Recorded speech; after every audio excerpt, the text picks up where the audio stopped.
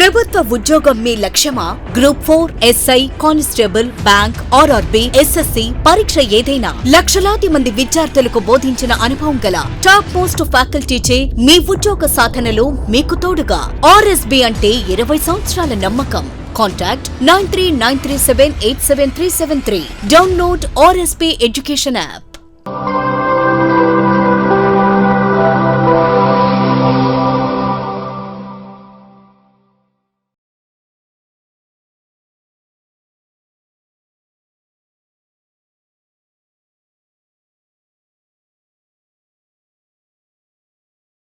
Hello my dear aspirants, welcome to the session. It's me Alekia.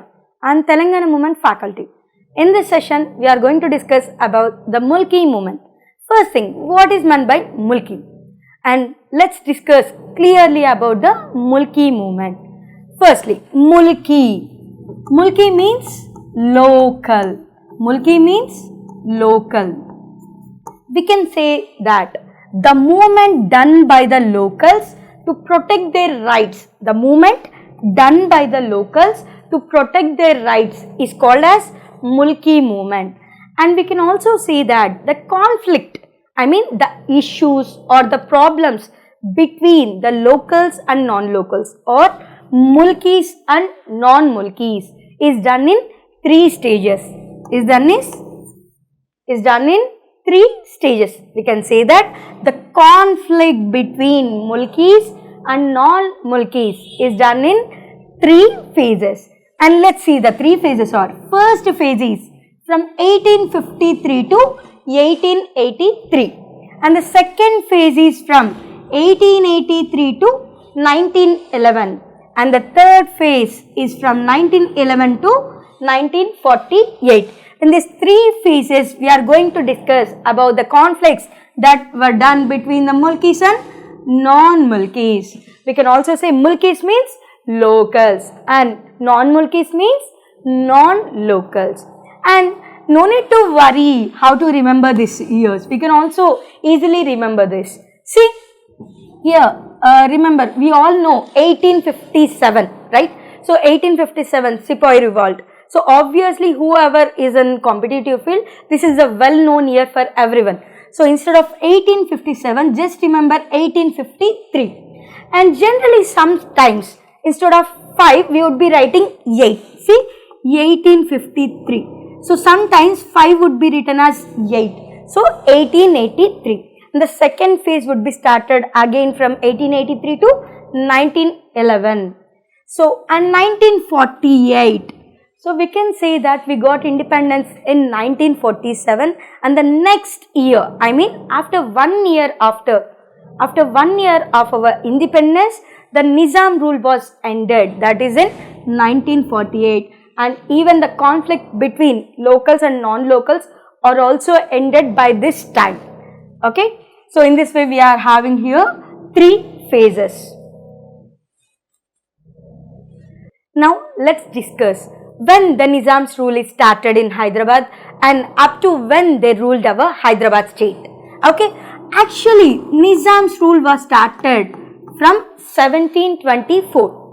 Let me give a trick to remember this 1724 and also to remember the year when Nizam's rule was ended, that is in 1948. So let me give a trick, that is, we are all well known with our independence, right? 15 August 1947. 15 August 1947 is a well known year to every one of us. So 1947 plus 1, that is 1948. Okay, later August plus 1, that means the next month after August, that is in September. And later plus 1 and plus 1, that is plus 2. So 15 plus 2 is 17. See, if we remember our Independence Day, usually we can also claim the date 17 September 1948. This is the most important date in our Telangana movement. Why? Because only with this date we can, only with this date we can know around 4 to 5 bets overall. See, recently I think we all know there were many discussions regarding this 17th September date, right? So, and remember, this is the most important date, that is National Integrity Day of Telangana. 17th September is known as National Integrity Day of Telangana, and this was claimed or this was observed by the TRS party in recently, last September, when there was 17th September occasion. This was announced in September month. Remember, 17th September is known as National Integrity Day of Telangana. ఎందుకు national integrity day అని అంటున్నారు అంటే, మనకి 17th సెప్టెంబర్న Hyderabad ఇండియాలో కలిసింది. ఏమంటున్నాము? హైదరాబాద్ ఇండియాలో ఎప్పుడు కలిసిందంటే 17th September కలిసింది. సో రెండు ప్రాంతాలు కలిసాయి కాబట్టి we are saying this as merger day, అంటే ఐక్యం అయ్యాయి, ఐక్యత అంటాం కదా. సో కాబట్టే ఈ రోజుని మనం ఏమంటున్నామంటే నేషనల్ ఇంటగ్రిటీ డేగా గుర్తించడం జరిగింది. So obviously there was also a claim that 17th September is known as Liberation Day. But it was not officially approved by the state government. So we can only consider it as National Integrity Day. And back to 17th September 1948. See, as I said, it is, just by remembering this one date, we can know easily up to 4 to 5 bits, right? That is, when was Hyderabad included in India? We can also say, when was Hyderabad included in India? That is on 17th September 1948. When was Hyderabad State got independence? అంటే ఇక్కడ ఏమంటున్నామంటే హైదరాబాద్ ఇండియాలో ఎప్పుడు కలిసింది? 17th September 1948. హైదరాబాద్కి independence ఎప్పుడు వచ్చింది అంటే, మనకి నిజాం రూల్ ఎండ్ అయిపోయి ఇండియాలోకి వచ్చాం కాబట్టి, అంటే ఇండియాలో కలిసాం కాబట్టి వీఆర్ సేయింగ్ హైదరాబాద్కి ఇండిపెండెన్స్ 17th September 1948 వచ్చింది అని కూడా అంటూ ఉన్నామన్నమాట. అండ్ ఇంకొకటి, సో మనకి హైదరాబాద్ ఇండియాలో కలిసింది అంటే నిజాం రూల్ అక్కడికి ఎండ్ అయినట్టు. It means that Nizam rule was ended on 17th September 1948. So this is the third bit. So in this way we can climb from one trick. We are going to climb all these bits. So I think this is the most important bit. So please remember, National Integrity Day of Telangana is on 17th September 1948. And later, so in this way, obviously, if we know about the independence, we can remember this 1948 date. So Nizam rule was ended. But how can we remember this 1724? See here, 17th is the date Nizam rule ended. So we can write 17. So 48 by 2, that is 24. So in this way, we can easily remember that Nizam rule was started in Hyderabad State from 1724 to 1948. And next, we are going to see that actually the thing is, on 12th October 1800, there was a treaty between Nizams and the British. There was a treaty between whom? British and the Nizams. What was the treaty done? That is, actually we all know the princely states, right? Princely states అంటే ఏంటమ్మా? రాజులు పరిపాలించే ప్రాంతాలు ఉంటాయి కదా, వాటిని మనము princely states అంటాం. సో ఒకప్పుడు బ్రిటిష్ వాళ్ళ అండర్లో మనం పనిచేసే వాళ్ళం. సో బ్రిటిష్ వాళ్ళు ఏం చేశారు అంటే, మేము మీకు సపోర్ట్గా ఉంటాము, మాతో పని చెయ్యండి అని అడిగారనమాట. సో అలా ఒప్పుకున్న వాళ్ళల్లో నిజామ్స్ కూడా ఒకరు. So in this way we can say British and Nizams were entered into a treaty on 12th October 1800. And this with treaty, we can say that they are acting as the subsidiary alliance. So subsidiary alliance, subsidiaries అంటే అనుబంధ సంస్థలు. అంటే నిజామ్స్ అంటే British వాళ్ళు నిజామ్స్కి సపోర్టింగ్గా ఉంటారు, కానీ Nizams British అండర్లో పరిపాలిస్తున్నందుకు in return వాళ్ళకి amount pay చేయాల్సి ఉంటుంది. బట్ మనకి ఏమైనా ప్రాబ్లం ఉన్నా, and if we have any problem regarding the political issues or administrative issues or whatever the problems arises, obviously British would give their extended support to us. So in this way, we are entered into a treaty with the British. So the date is 12 October 1800. Next, we can say that, so as Nizams and British entered into a treaty, obviously, as I said previously, if we have any problems, British would involve and they would try their best to give the support, right? So support means here it includes that if we have any problem in the administration, if we have any problem in the administration, or if we have any issues regarding the political or financial, whatever the issues, so here British would involve, but British were somewhere else, so they can't directly involve. So on behalf of the British, a resident, on behalf of the British, a resident was appointed here. A resident was appointed here. It means in the Nizam government, a British resident was appointed.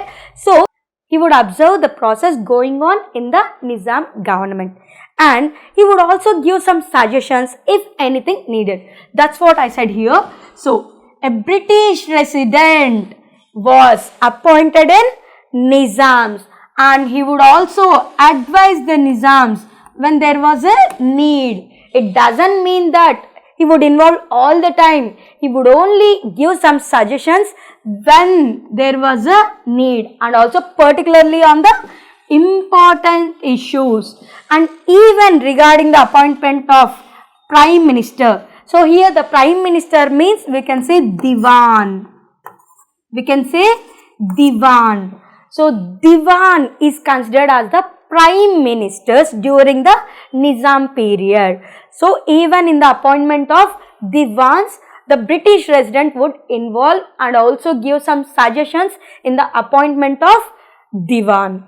In this way, here a Diwan was appointed. When Diwan was appointed? In 1853. In 1853, a Diwan was appointed in Hyderabad State. But let me also discuss about the Hyderabad State situation.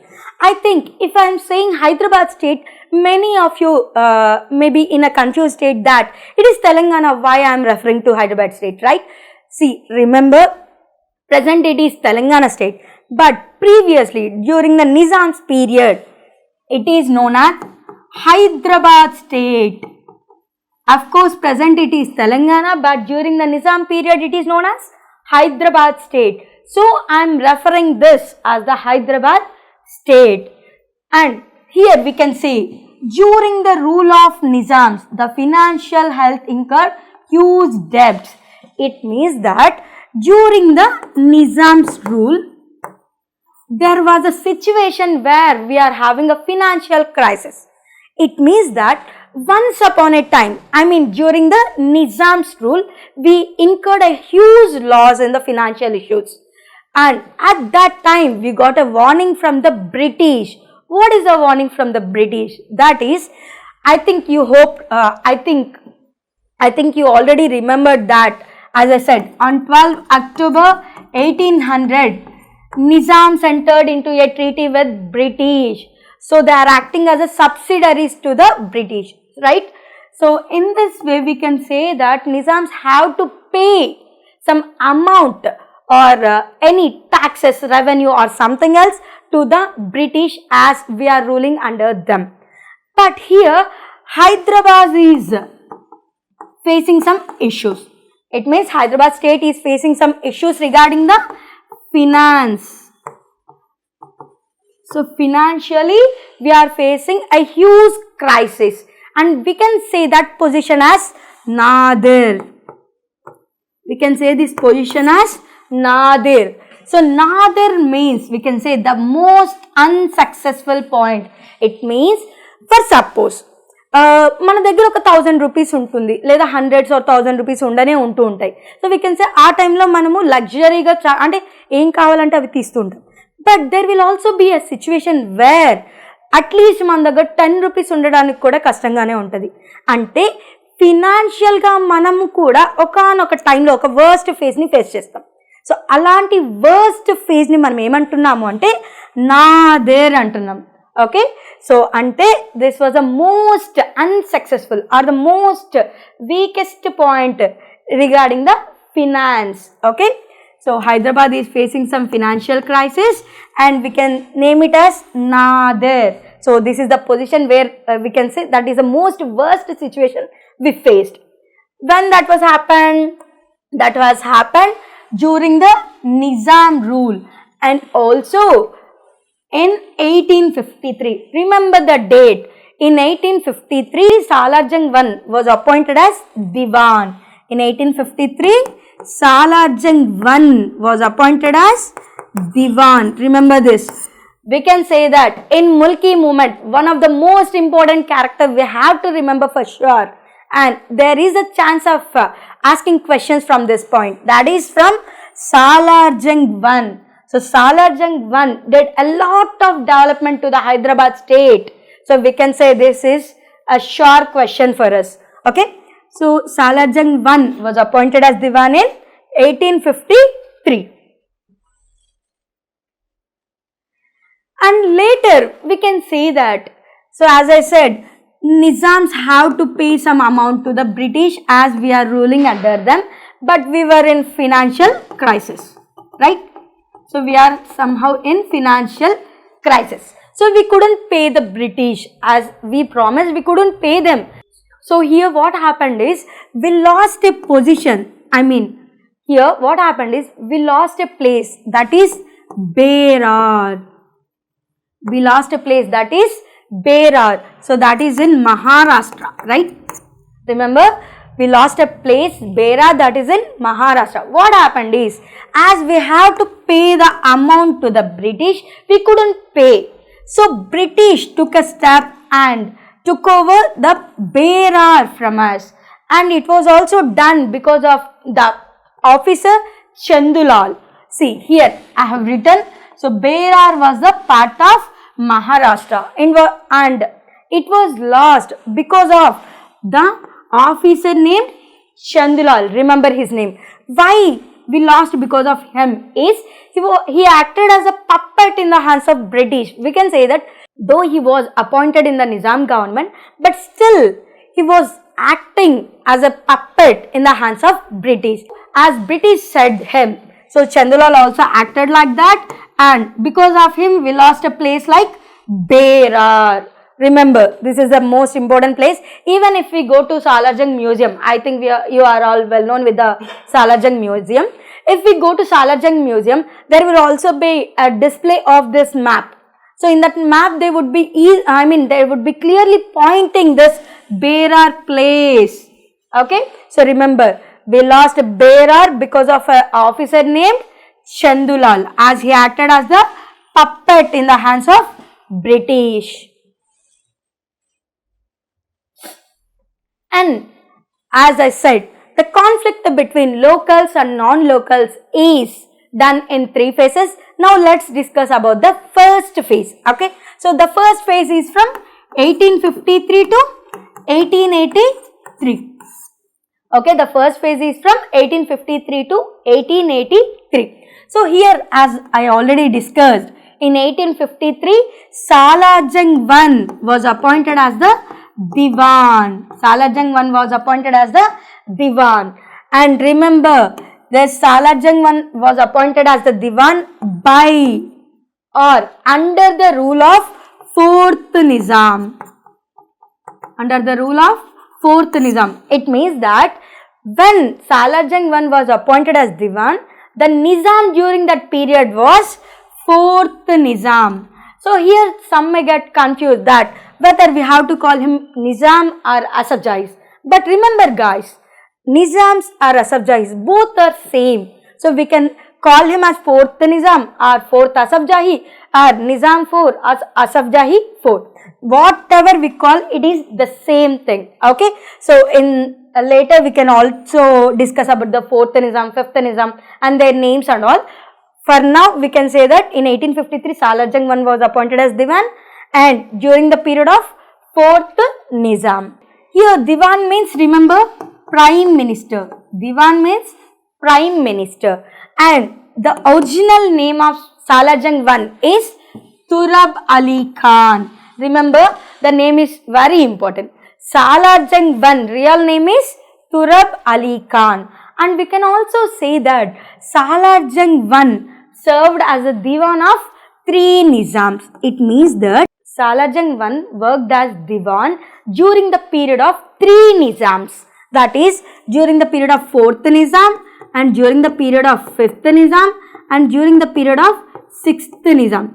So we can say that during this 4th, 5th and 6th Nizams, the Diwan was Salajang I. So we can say that Salajang I served as the Diwan of 3 Nizams, and the 3 Nizams are 4th, 5th and 6th Nizam. And remember this name, Salajang I is named as Turab Ali Khan. Turab Ali Khan. So I think if you are confused with this name, so I can give some trick. Usually we will be seeing advertisement, right? Pour, rub, pour. So here instead of pour, rub, pour, we are using to rub. Okay. So instead of pour, rub, we are using to rub. So Salajang I is known as Turab Ali Khan. His name is Turab Ali Khan. Now, so as we discussed about the 4th Nizam, let's know about the 4th Nizam in clear. Okay.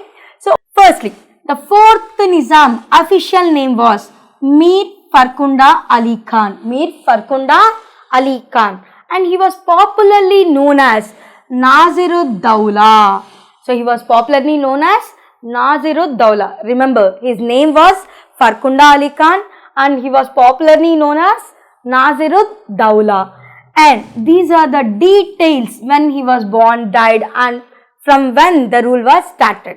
We can also say that 4th Nizam was the son of Sikandar Jah. So Sikandar Jah was the 3rd Nizam.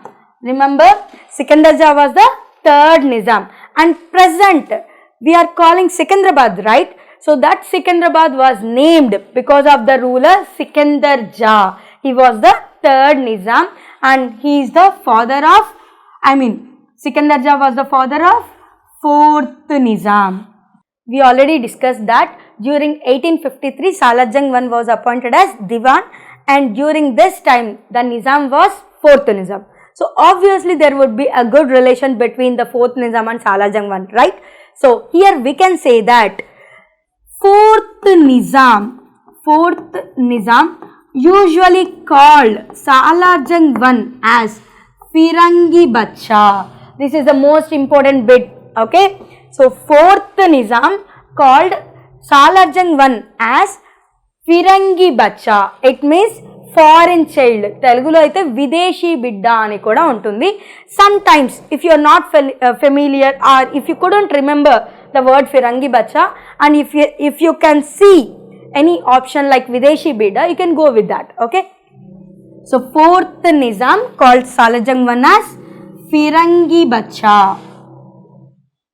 And we can also say the 4th Nizam rule is started from 21 May 1829 to 16th May 1857. So as I already said, 1857 is the well-known year to everyone. That is 1857 Sipai Revolt. 1857 Sipai Mutiny or Sipai Revolt. Ante Sipaila Tirugubatu antam kada. So that is the most important in history. So 1857 should be remembered by everyone. That would be very important topic in the history, right? Next. Now let's discuss about the 5th Nizam. So obviously as we said, on 16 May 1857, we can say that 4th Nizam was no more. It means he died. Okay. So Salajang I and 4th Nizam has a great relationship. But after he died, obviously the next rule will be started. And that rule was started by 5th Nizam. And 5th Nizam name was Mir Tahaniyat Ali Khan. His name was Mir Tahaniyat Ali Khan. And he was most popularly known as Absolute Dawla. He was most popularly known as Absolute Dawla. And we can also say that he was the son of Nazirud Dawla. Nazirud Dawla is 4th Nizam. So here you can see the sequence, that is first 4th Nizam, 4th Nizam's son is 5th Nizam, and 5th Nizam's son is 6th, and 6th son is 7th. Usually even 4th Nizam, so we can say 3rd. So this clarity you can get in Telangana history in clear. So in Telangana movement, as we are discussing only from 1853, we can only discuss from 4th Nizam, but not from the 1st Nizam. But if you need any clarity, and I can say that in Telangana history, you will get a complete information regarding the Nizams. I mean, how the Nizam rule was started and who are the rulers during this period, and even first Nizam's son and first Nizam grandson like Nazir Jung, Muzaffar Jung. Every ruler will be discussed in clear in the Telangana history. But in Telangana movement, we are only discussing from 1853. So I was continuing from 4th Nizam. Okay. So here we can say 5th Nizam name is Mir Tahniyat Ali Khan, and he was most popularly known as Absolute Dawla, and he was the son of 4th Nizam.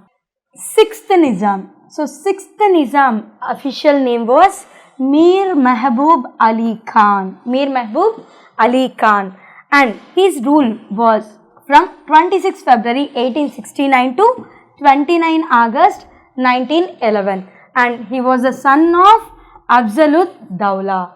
And we can also say that when 6th Nizam took over the control, we can say he was still minor. He was still minor. So instead of Mehboob Ali Khan, Salar Jung I took over the control and he acted as the regent. Regent means the total decision making power. Instead of Nizams, the total decision making power would be in the hands of Salar Jung I. In this way, instead of 6th Nizam, Salar Jung I took over the control both as the Diwan and somehow as the Nizam also.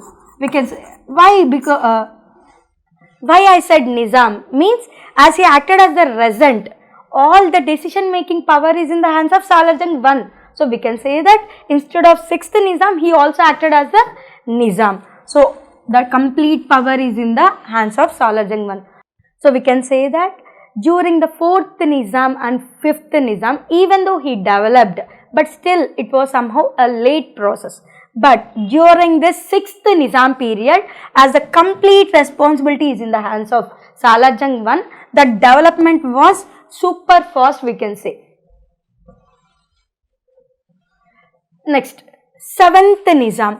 So 7th Nizam official name was Mir Usman Ali Khan, and his rule was from 29 August 1911 to 17th September 1948, and he was the son of Mir Mehboob Ali Khan, and Mir Mehboob Ali Khan, as I said already, he is the 6th Nizam. He was the son of 6th Nizam, we can say. And in Telangana movement or in the Mulki movement, the two important characters we have to remember for sure is, one is Salar Jung I. One is Salar Jung I. And the other person we have to remember for sure is Mir Usman Ali Khan. Mir Usman Ali Khan. Why I said to remember these two important characters for sure is, during the Salar Jung I period, Hyderabad State was developed. We can say that during his period only, Hyderabad State was developed a lot. And during this Mir Usman Ali Khan, we can say that Hyderabad State was modernized. It means that if Salar Jung I started the communication system, he made it more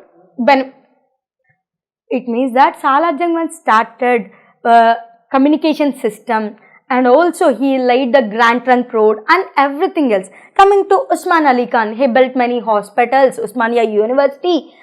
During this Osman Ali Khan period, we can say that Osmania Hospital, Osmania University, and also even the Begumpet Airport. In this way, we can say Hyderabad State was somehow modernized during the period of 7th Nizam. So, we have to remember these two characters for sure.